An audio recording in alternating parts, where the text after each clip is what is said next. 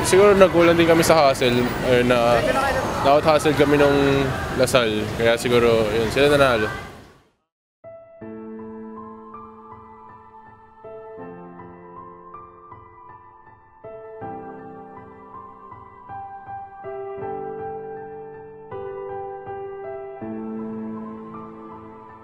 Sama ng start natin, sama laro natin.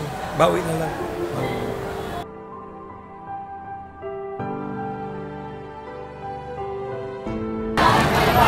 I was expecting more from UST since they had a really great win last Wednesday, but I think on Saturday medyo magkakahirapan kasi both teams are really good.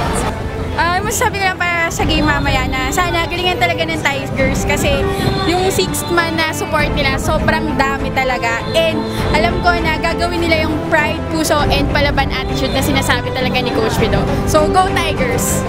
You guys have a very unbelievable crowd. Sobrang iba compared to ours that are playing kasi sobrang laki nyo.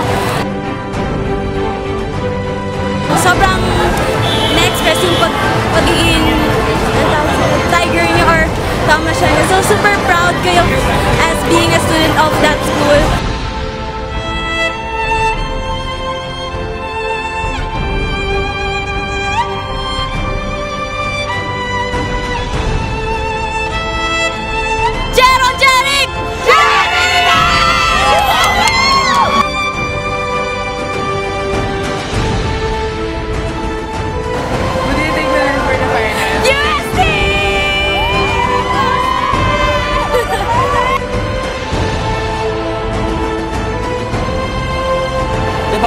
Baka nadala lang ko sobra sa pressure na, pero kaya-kaya naman ang Sabado yan. Buti nakapunta tayo ng isang panalo. Game 3, Saturday. Atin yan, atin yan. It all comes out to who has the more heart in this game. Well, as well as the skills, as well as the height, the strength, but UST has the crowd. So I think it depends on who will pour out all their heart on Game 3. Let's go UST! Go! Lasal! Go! Lasal! We're green! We're green! Isa lang ang sabi namin, sobrang intense!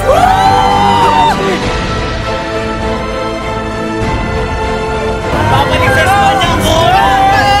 Kuka! Dapat mag-prepare tayo ng gusto and then focus tayo. Tingnan lang natin kung ano yung mga mali natin.